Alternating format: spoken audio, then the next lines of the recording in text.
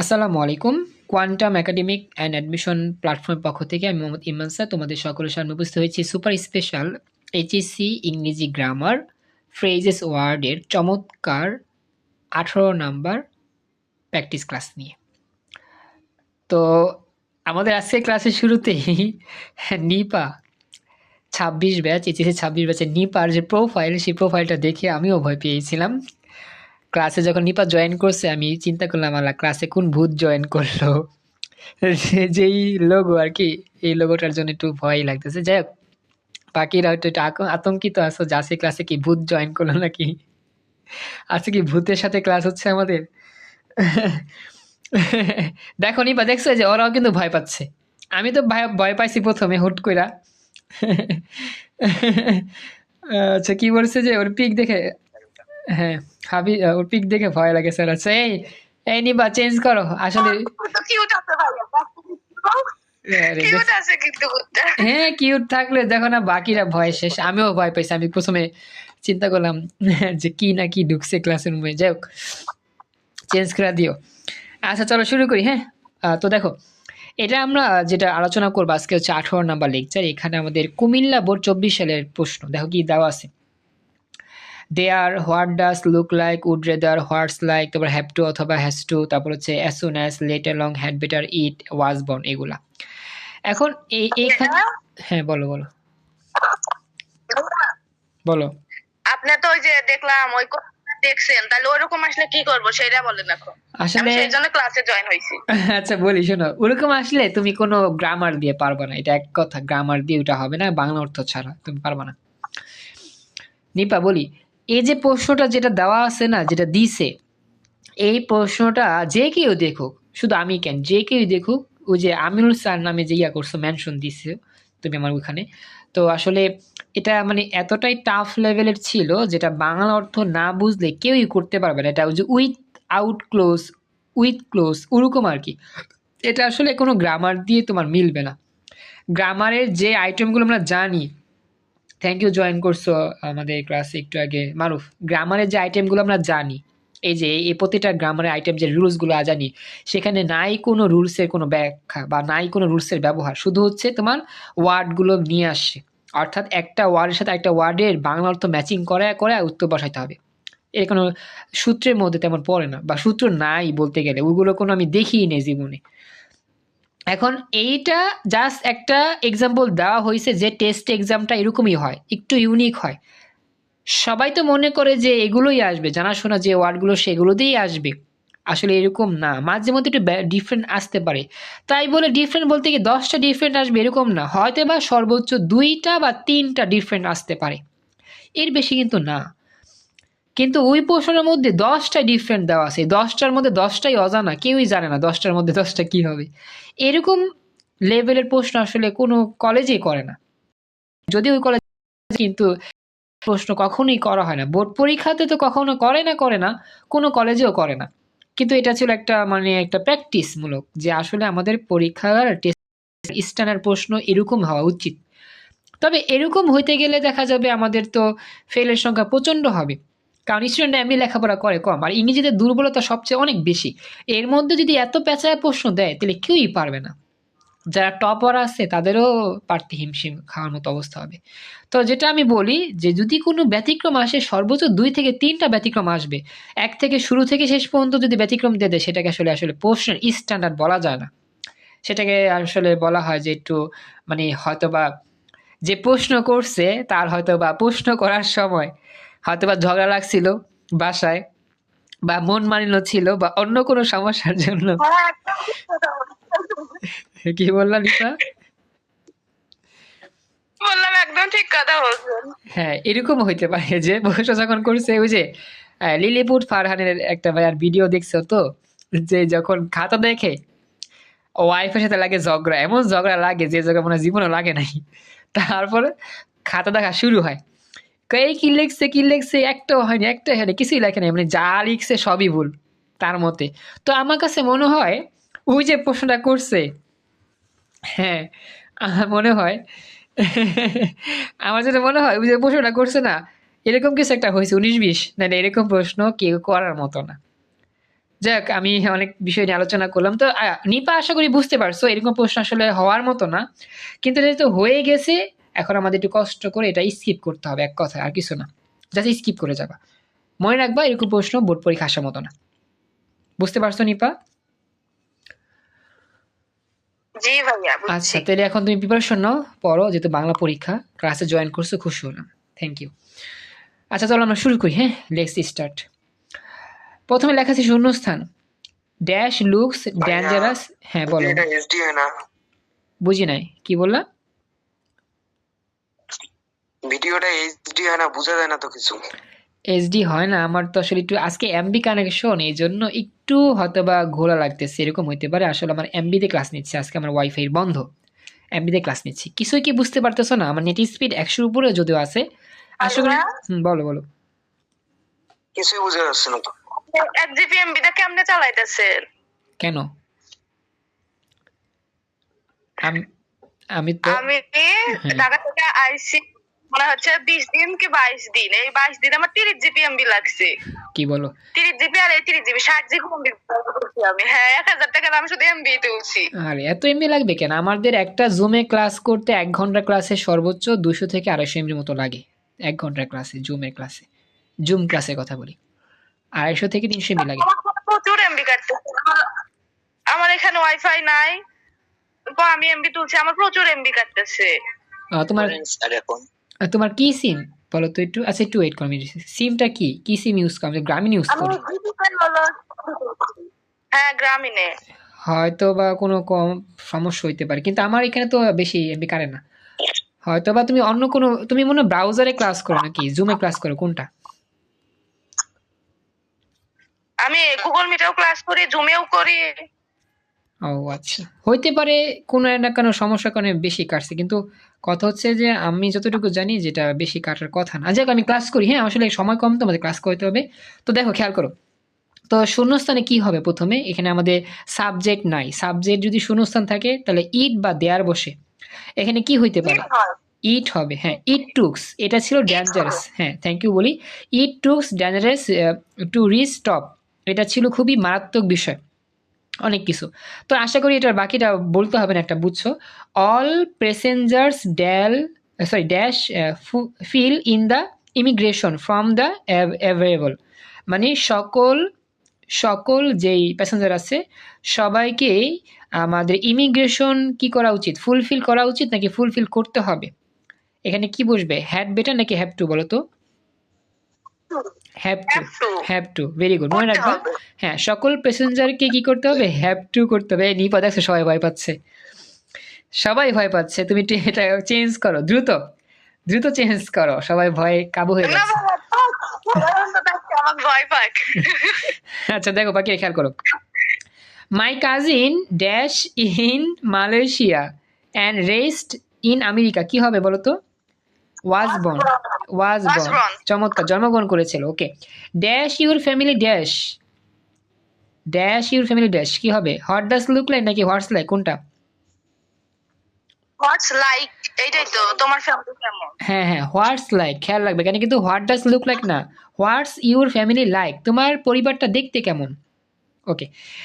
Your mother seems to be very weak, you dash consult an experienced doctor about her health. এখানে had better হবে, কারণ doctor দেখাতেই হবে। দেখানো উচিত, মানে তোমার দেখানো উচিত, এখানে হ্যাড বেটার মানে ইউ হ্যাড বেটার। তোমার আম্মু অসুস্থ, তোমার আম্মু অসুস্থ দেখা যাচ্ছে, মানে তোমার আম্মু অসুস্থ বলতে তোমার আম্মু দুর্বল, মানে ক্লান্ত, তো তোমার উচিত একটা ভালো ডাক্তার দেখানো, হ্যাড বেটার। বাকিটা বুঝতেছো? হ্যাড বেটার হবে। আচ্ছা, এটা গেল। পরবর্তী প্রশ্ন, his parents dash stay in village than live with him in Dhaka, কি হবে? দেন যেহেতু আছে, would rather, very good, would rather. Her parents would rather stay home, আমরা জানি দেন থাকলে উড রেদার হয়। এটা গেল। পরবর্তী, dash have been significant change in the types of entertainment over time, কি হবে? সাবজেক্টটা শূন্যস্থান দেয়ার হবে, good, there, thank you, there have been significant change, thank you, okay. Teachers বলতেছে learners dash the national flower of Bangladesh কি হবে what does বাকি আছে what What does does look like? চমৎকার শেষ it is not easy to score a goal এটা খুব এত সহজ নয় লক্ষ্যে পৌঁছানো ড্যাশ এ হ্যাট্রিক কি হবে লেট অ্যালং লেট অ্যালং মানে কি হ্যাট্রিক করা তো দূরের কথা এটা এতটা সহজ নয় লক্ষ্যে পৌঁছানো লেট অ্যালং মনে রাখবা এবং বলতেছে we inform the picnic dash the incident took place কি হবে যখনই আমরা সরি পিকনিক না police we inform the police হ্যাঁ, সরি ফর মিস্টেক যেই মাত্র আমরা ঘটনাটা দেখছি সেই মাত্র কি করছি আমরা পুলিশকে জানাইছি as soon as the incident took place ক্লাসে বাকি বাচ্চারা যারা আসো হৃদয় হিমুন রয় জাহিদ মারুফ মুজাহিদ রিয়াজ বুঝতে পারছো তো এটা আমাকে জানাও বাকিরা বুঝতে পেরেছো কিনা আচ্ছা আর বলি হৃদয় আজকে ক্লাস আছে পদার্থ স্পেশাল ক্লাস এই ক্লাসটাই যে এরপর ক্লাস শুরু হবে থাইকো এটা গেল এরপর হচ্ছে পরবর্তী রাজশাহী বোর্ড 24 সালে আসা প্রশ্ন বাচ্চাদের বাচ্চা বানিয়ে দিলেন আসলে আমি তো সবাইকে বাচ্চা নামেই ডাকি আচ্ছা খেয়াল করো রাজশাহী বোর্ড 24 সালে আসা প্রশ্ন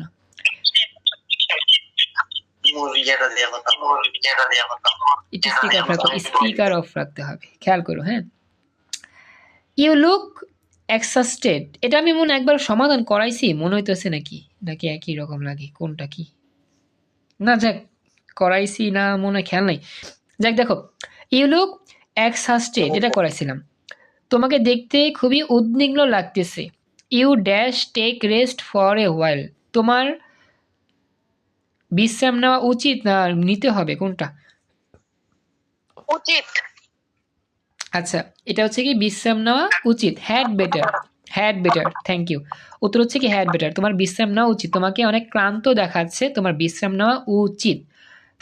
নেওয়া উচিত ওকে আচ্ছা পরে the thief has fled away dash he might be কট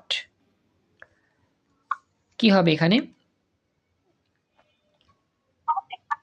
এটা একটু স্কিপ করেন দেখি কোনটা মেলে শেষে আচ্ছা এটা স্কিপ করি আমরা যেহেতু এটা আমাদের উত্তর পাঁচ চিনে গেলে দেখো যে স্লেস্ট আছে দেখছো সিন আছে আবার টু আছে অনেকটা তিনটা দেখো ডিফারেন্ট লেস্ট একটা সিনস একটা টু আছে যেটা স্কিপ করি যাই হোক আচ্ছা এবার দেখো এখন বলতেছে dash I seen the snake dash I become awake state